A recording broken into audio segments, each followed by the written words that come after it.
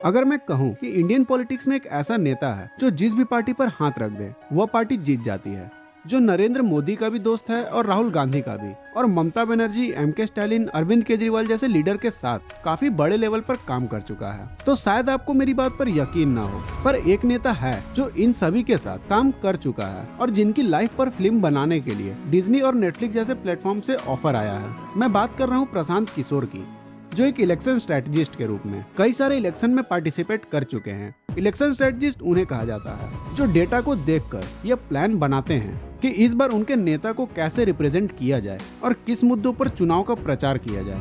और प्रशांत किशोर देश के सबसे अच्छे इलेक्शन स्ट्रेटजिस्ट के रूप में जाने जाते हैं और इन्होंने ही 2014 के लोकसभा इलेक्शन में प्रधानमंत्री नरेंद्र मोदी को इलेक्शन जीतने में मदद करी थी। और आज की इस वीडियो में हम यही जानेंगे कि क्या है प्रशांत किशोर की पूरी कहानी, क्यों नरेंद्र मोदी ने उन्हें अपने साथ काम करने के लिए अमेरिका से भारत बुलवाया और नरेंद्र मोदी के नाम को हर घर तक पहुंचाने में उनका क्या योगदान रहा, और क्यों नरेंद्र मोदी से उन्हें बाद में अलग होना पड़ा, और बिहार में उनकी हो रही जन स्वराज यात्रा कैसे वहां की पॉलिटिक्स को बदल सकता है।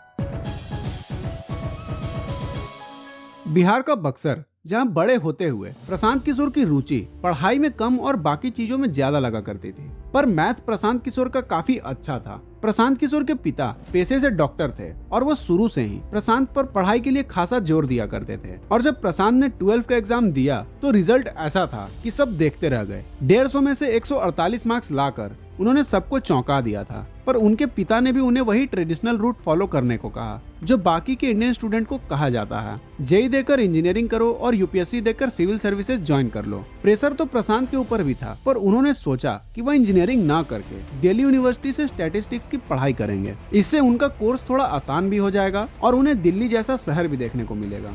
और उन्होंने एडमिशन भी ले लिया, पर कुछ ही वक्त के बाद उनकी तबीयत खराब हुई और उनका इंटरेस्ट भी कम होने लगा था। वो वापस बिहार आ गए और 3 सालों का गैप ले लिए। इस वक्त को प्रशांत याद करते हुए बताते हैं कि ये उनके लिए बहुत ही कठिन समय था, जहां उनका अक्सर अपने पिता के साथ मतभेद होता रहता था, क्योंकि उन्होंने अपनी ग्रेजुएशन बीच में ही छोड़ दी थी। अपने पिता के बार बार कहने के बाद प्रशांत किशोर ने फिर से ग्रेजुएशन करने का फैसला किया और 3 सालों की गैप के बाद वो ग्रेजुएशन के लिए लखनऊ चले गए। लखनऊ से अपनी ग्रेजुएशन पूरी करने के बाद उन्होंने एक बार फिर 2 सालों का गैप लिया और इन 2 सालों के गैप के बाद वो हैदराबाद चले गए, जहां से उन्होंने अपनी पोस्ट ग्रेजुएशन कंप्लीट करी।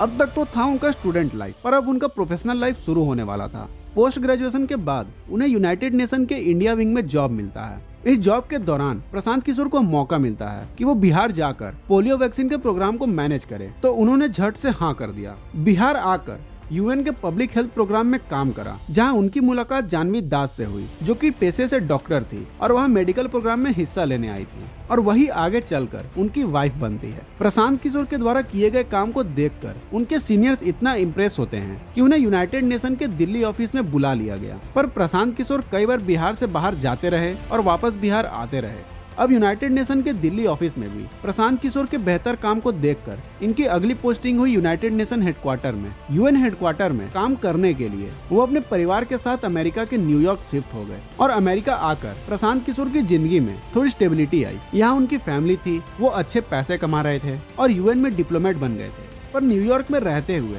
प्रशांत को लगा कि अब उन्हें ऑफिस जॉब एक्साइट नहीं कर रही है और वो बोरिंग सा लगने लगा है। इसलिए उन्होंने अपने सीनियर से कहा कि वह फील्ड जॉब करना चाहते हैं, जहां वो स्ट्रेटजी बना सके और उन्हें एक्सिक्यूट कर सके। और लगे हाथ उन्हें एक ऑफर मिल जाता है, जहां उन्हें अफ्रीका के एक वेस्टर्न कंट्री में जाना होता है, वहाँ ग्राउंड पर काम करना था। और प्रशांत किशोर ने इस अपॉर्चुनिटी को भी हाँ कर दिया। कुछ दिनों तक काम करा और जब यह काम पूरा हो गया तो इन्होंने भारत देश के गुजरात स्टेट पर माल न्यूट्रिशन पर एक रिसर्च पेपर लिखा। इस रिसर्च पेपर में उन्होंने लिखा कि कैसे भारत के सबसे विकसित राज्यों में भी माल न्यूट्रिशन कंट्रोल नहीं हो रहा है। जब यह पेपर पब्लिश हुआ तो गुजरात के कई लोगों ने इस पेपर को पढ़ा, और उन्हीं में से एक व्यक्ति थे गुजरात के चीफ मिनिस्टर नरेंद्र मोदी। वो भी इस पेपर को पढ़ते हैं और जिस तरह से यह पेपर लिखा हुआ था उससे इम्प्रेस होकर उस पेपर के राइटर की खोज करते हैं। और अब प्रशांत किशोर की जिंदगी में एक टर्निंग पॉइंट आने वाला था। यहीं से नरेंद्र मोदी और प्रशांत किशोर के बीच बातचीत शुरू होने वाली थी। मोदी प्रशांत किशोर से कहते हैं कि अगर आप वाकई में बदलाव लाने की सोच रखते हैं तो शिकायत क्यों करते हैं, और मैं आपको गुजरात में आकर काम करने के लिए इनवाइट करता हूं। आप आइए और गुजरात में आकर ग्राउंड पर काम कीजिए। अब यहाँ पर प्रशांत किशोर के पास दो चॉइस थे, या तो वो अमेरिका में वेल सेटल जिंदगी को जी सकते थे या वापस भारत में आकर भारत की ग्रोथ में कंट्रीब्यूट कर सकते थे। और जब उन्हें ये अपॉर्चुनिटी एक स्टेट के मुख्यमंत्री के द्वारा मिली तो इस अपॉर्चुनिटी को भी उन्होंने हाँ कर दिया और अपने देश को चुना और अपनी वेल सेटल जॉब को छोड़कर गुजरात आ गए। साल 2011 जब नरेंद्र मोदी पहली बार प्रशांत किशोर से मिलते हैं, उन्होंने गुजरात के फ्यूचर पॉलिसीज और इलेक्टोरल पॉलिसीज को डिस्कस करना शुरू कर दिया। और अगले ही साल गुजरात में 2012 के इलेक्शंस भी होने वाले थे और प्रशांत किशोर ने इस प्रोजेक्ट की जिम्मेदारी ली। प्रशांत किशोर ने मोदी की कई तरह से मदद करी और सबसे पहले उन्होंने नरेंद्र मोदी को सोशल मीडिया की रीच के बारे में बताया और फेसबुक और यूट्यूब को यूज करके अपनी बात को आगे रखने की सलाह दी। उन्होंने मोदी की कई स्पीचेस को भी ड्राफ्ट करी और मोदी जी को जब इन चीजों में पोटेंशियल दिखा तो प्रशांत किशोर के कामों को देखकर मोदी जी इम्प्रेस हो गए और उन्हें अपने इलेक्शन स्ट्रेटजिस्ट के रूप में रख लिया। और अब प्रशांत किशोर की जिंदगी बदलने वाली थी क्योंकि यह टैग उनके नाम के साथ हमेशा के लिए लगने वाला था। इससे पहले इलेक्शन स्ट्रेटजिस्ट नाम की चीज इंडियन पॉलिटिक्स में काफी कम सुना गया था और अब जो होने वाला था यह प्रशांत किशोर के लिए एक टर्निंग पॉइंट साबित हुआ और इसके कारण आज लोग प्रशांत किशोर को भारतीय पॉलिटिक्स के चाणक्य के रूप में बोलते हैं। गुजरात इलेक्शन ऐसा पहला इलेक्शन था जिसमें प्रशांत किशोर ने एक इलेक्शन स्ट्रेटजिस्ट का रोल निभाया था और नरेंद्र मोदी को एक बार फिर गुजरात का चीफ मिनिस्टर बनाने में मदद करा। प्रशांत किशोर के प्लान और आइडिया से इम्प्रेस होकर नरेंद्र मोदी ने 2014 के लोकसभा इलेक्शन के लिए इन्हें अपनी टीम में जोड़ लिया। जहां मोदी अब तक सिर्फ गुजरात के लीडर थे, वहीं अब उन्हें एक नेशनल लीडर के रूप में प्रोजेक्ट करना था। नरेंद्र मोदी की छवि भी मीडिया में काफी खराब थी और कोई भी उनका इंटरव्यू नहीं लेना चाहता था। तो इस परेशानी से निपटने के लिए प्रशांत किशोर ने ऐसी स्ट्रेटजीज बनाई कि देश भर से नरेंद्र मोदी को एक्सेप्टेंस मिलना शुरू हो गया। सबसे पहले उन्होंने सोशल मीडिया के इस्तेमाल को और बढ़ चढ़कर करना शुरू कर दिया और नरेंद्र मोदी के चैनल पर वीकली अपलोड भी शुरू हो गए, जहां उनके स्पीचेस को डायरेक्टली यूट्यूब के जरिए लोगों तक पहुंचाया जाने लगा। साथ ही उन्होंने सिटीजन फॉर अकाउंटेबिलिटी गवर्नमेंट की शुरुआत करी, जिसके तहत एक आम आदमी भी आगे आकर पॉलिटिक्स में हिस्सा ले सकता था। साथ ही कई सारे कैंपेन भी करे जाने लगे जिससे नरेंद्र मोदी को देश भर में प्रमोट किया जा सके। 3D होलोग्राम, चाय पर चर्चा, रन फॉर यूनिटी। अब 2014 लोकसभा चुनाव होते हैं और नरेंद्र मोदी को बड़ी जीत मिलती है और वो देश के प्रधानमंत्री भी बन जाते हैं। ये तो था उनका अब तक का काम, पर नरेंद्र मोदी के प्रधानमंत्री बनते ही प्रशांत किशोर अब उनसे दूरी बनाने लगते हैं। उन्होंने अपने सेपरेशन का रीजन बताया कि इलेक्शन से पहले उन्होंने भारतीय ब्यूरोक्रेसी में लेटरल एंट्री लाने की बात करी थी और मोदी जी ने भी इस बात से एग्री कर दिया था। लेकिन पीएम बनने के बाद वो इस मुद्दे पर थोड़े हेजिटेट करने लगे क्योंकि कई सारे प्रोजेक्ट पर काम किया जा रहा था और इस बात को लेकर वो अपने अगले प्रोजेक्ट की तरफ रुख करते हैं और इस बार एक बार फिर से वह बिहार की ओर रुख करते हैं। और 2014 के नवंबर महीने में उनकी मुलाकात नीतीश कुमार से होती है और नीतीश कुमार उन्हें अपने कैंप में आने के लिए इनवाइट करते हैं और 2015 के बिहार इलेक्शन में नीतीश कुमार के लिए भी इलेक्शन स्ट्रेटजिस्ट बन जाते हैं। प्रशांत किशोर को इलेक्शन प्लानिंग और ग्राउंड वर्क का एक्सपीरियंस था ही और ग्राउंड वर्क का इतना समझ और एक्सपीरियंस हो ही गया था जिससे उन्होंने नीतीश कुमार को यह इलेक्शन जीतने में मदद करी।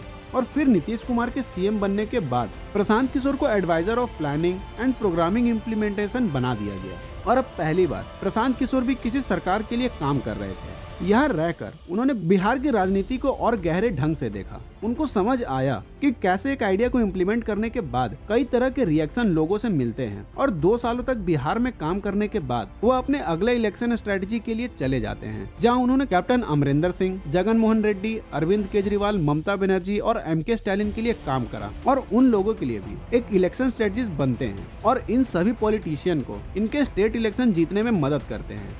इन सभी कामों से प्रशांत किशोर करोड़ों रुपए कमा चुके थे और 2021 में प्रशांत किशोर अनाउंस करते हैं कि वह इलेक्शन स्ट्रेटजिस्ट का रोल क्विट कर रहे हैं। 2011 से लेकर 2021 तक प्रशांत किशोर ने अपने अनुभव से देखा कि जितना काम इलेक्शन के वक्त होता है, वही नेता जिसे उन्होंने जिताने में मदद करी वह बाद में बदल जाता है और काम उस तरह से नहीं होता है। यह समस्या पूरे देश की है, पर बिहार में कहीं ज्यादा है। इसके कारण बिहार आज देश का सबसे गरीब और सबसे पिछड़ा राज्य में आता है। केवल पटना को छोड़कर बिहार में कोई मेजर सिटीज नहीं है और कास्ट बेस्ड पॉलिटिक्स इससे और बर्बाद कर रहा है और इंफ्रास्ट्रक्चर के मामलों में यह सबसे पीछे आता है। और यहीं से प्रशांत किशोर की जन स्वराज यात्रा की शुरुआत हुई, जो कि अब एक बिहार का पॉलिटिकल पार्टी बन चुका है। प्रशांत किशोर बिहार के कई गाँवों में पद यात्रा कर चुके हैं और अपने मैसेज लोगों तक पहुँचा रहे हैं और चाहते हैं कि बिहार भी बाकी राज्यों की तरह अर्थव्यवस्था की रेस में दौड़े, ताकि बिहार के लोगों को रोजगार की तलाश में बिहार से बाहर न जाना पड़े और यह टैलेंट बिहार के विकास में उपयोग हो सके। ये थी प्रशांत किशोर की कहानी। अब देखना यह है